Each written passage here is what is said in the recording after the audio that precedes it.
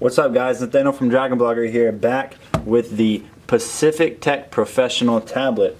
I did an unboxing video of this tablet a few days back and you can check out that video in the description below. For this video I'm going to be talking about the tablet and some of its features and specs. So what I want to do first is I kind of want to show you around the tablet itself and kind of its design and look. On the front here you'll see the 9.6-inch screen, which is bordered by this nice white finish. On the top here you'll find the front facing camera. On the bottom there's a little hole right here, that is the mic. And then on the right side of the tablet you'll find the volume down and volume up button, as well as the power button and the 3.5mm headphone jack. On top you will find the micro USB charging port, and then the little compartment for your micro SD cards and your 2 SIM cards. So let me put this back in. And then on the back as well you will find the camera and the flash, and then on the bottom on the back you will find the 2 speakers. Okay, so now that I've shown you around the tablet, let's go ahead and turn this thing on. All you have to do is hold the power button for a few seconds and it'll turn on. And then when it pops up, the very first thing you see is just the globe.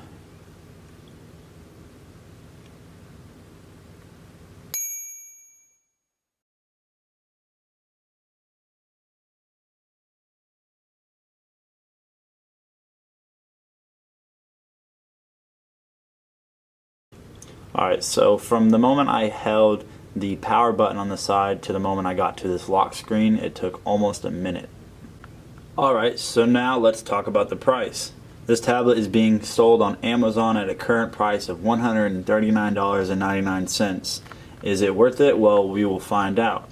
Throughout this video I will reference to the Samsung Galaxy Tab 9.7-inch a few times, strictly for comparisons, which is a similar size tablet.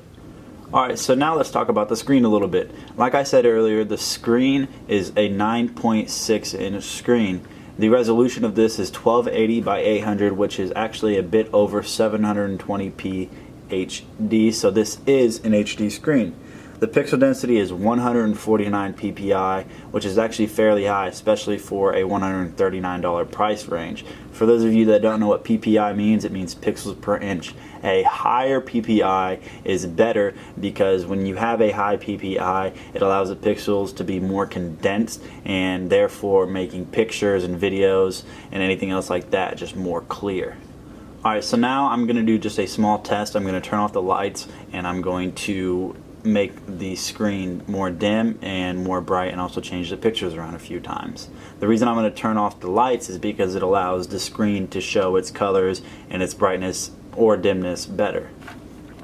Alright, so I have the screen to set about 50% brightness. I'm going to turn it all the way down.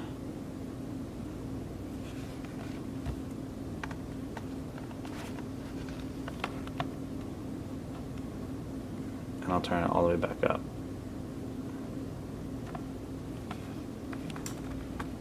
Now I'm going to do the same thing but with the lights on.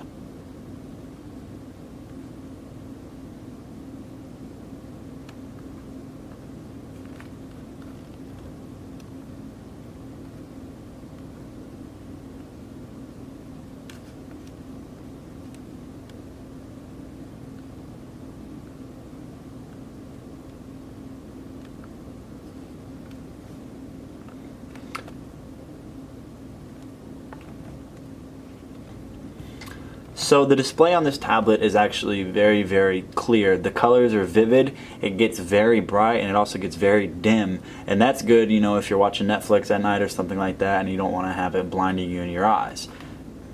And interestingly enough, this tablet actually has a higher resolution and a higher PPI than the Samsung Galaxy Tab 9.7 does. Alright, so now we can talk about the internals of this tablet. The processor in this tablet is a quad-core processor. 2 of the processors run at 1.5 gigahertz and the other 2 run at 1.2. When you have multiple cores in a phone or a tablet, it allows for very easy multitasking. So say you want to go to the camera real quick, you can click it, the camera's open, and then you need to get back to your phone book real quick. The phone book will pop right back up because it is using its own core for that application, for example. So as you can see here, the response time of these applications, because it has 4 cores, is very quick and it's very snappy.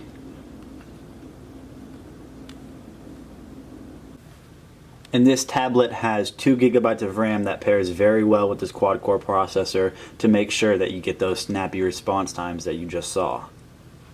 And this tablet comes equipped with a pretty hefty internal storage of 16 gigabytes, but you're actually able to expand it up to a 32 gigabyte micro SD card, which they actually do send with the tablet itself pre-installed.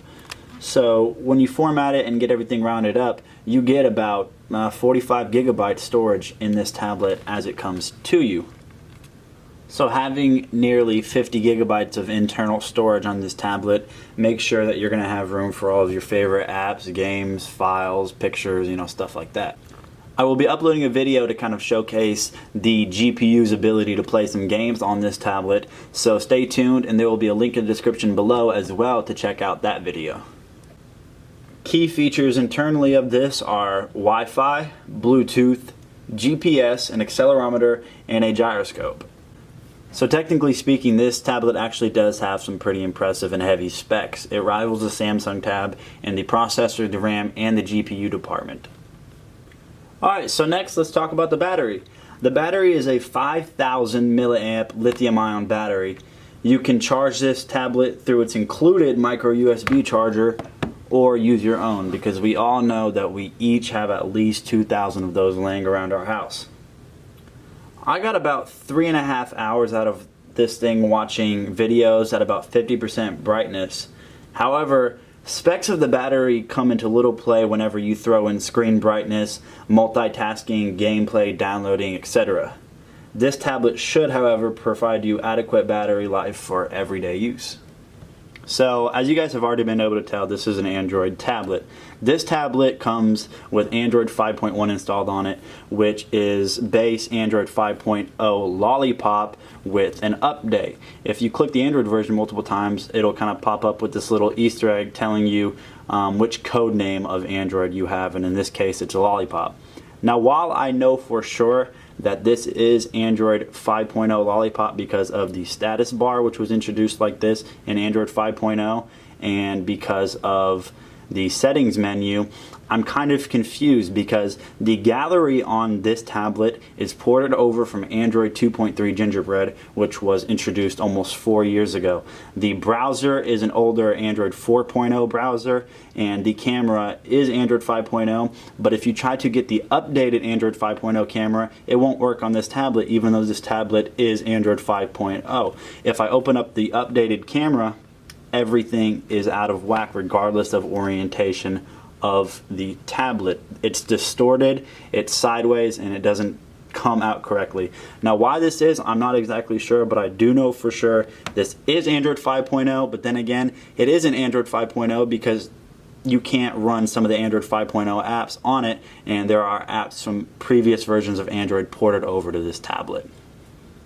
Now, while this may pose a problem to a lot of people, I wouldn't completely let it discourage you from purchasing this tablet, because for a $140 tablet, it has a very bright, vivid screen. It's a very snappy and quick tablet. Now, even though it does have some questionable features like the older version apps ported from older versions of Android, like I said, don't let it completely discourage you from buying this tablet. Now, besides that, the only other con that I really experience with this tablet is actually a pretty big con. Now, while the Wi-Fi does turn on, turn off, and connect to Wi-Fi's correctly, it randomly drops connections. I'll be watching a video and it'll just drop the Wi-Fi connection in a split second. Sometimes, maybe once every hour, the Wi-Fi just completely shuts off. And I've tried seeing if it was maybe because it was a safety measure for battery. Maybe the battery's getting low so it turns Wi-Fi off, but that's not it, because it'll do it even when I have 80, 90, 100% battery. I'm not sure why this is. It might be a faulty tablet, but that is one of the cons that I've experienced with this tablet. But like I said before, don't let that completely discourage you, because I am sure that it is just a faulty Wi-Fi chip in this tablet. They're not going to sell you a tablet that will just drop Wi-Fi connections all of the time. So again, this is the Pacific Tech professional tablet. I'm going to leave a link in the description to my other videos for this tablet and to the written portion of this review that will have some picture samples, and I'll go a little bit more in depth of the review of this tablet. I'm Nathaniel from Dragon Blogger. Peace out, guys. Disclaimer: this product was provided to the author to do a review. All opinions are 100% authors and authors alone.